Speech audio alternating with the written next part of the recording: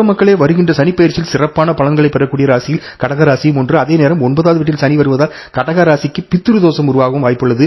இந்த பித்ரு தோஷத்தால் என்னென்ன பிரச்சனைகள் ஏற்படும் என்றால், தனிப்பட்ட வாழ்க்கை மற்றும் தொழில் வியாபாரத்தில் தொடர்ச்சியாக வெற்றியின்மை, தடங்கல்கள், தொடர்ச்சியான நிதி போராட்டங்கள், குடும்பத்தில் வழக்குகள், சண்டை சச்சரவுகள், குடும்பத்தில் நிம்மதி இல்லாமல் போறது, புத்திர பாக்கியத்தில் தடை, இருக்கும் குழந்தைகளுக்கு நோய் நொடி ஏற்படுவது, இப்படி பல விஷயங்களை கொடுக்கக்கூடியதான் இந்த பித்ரு தோஷம்.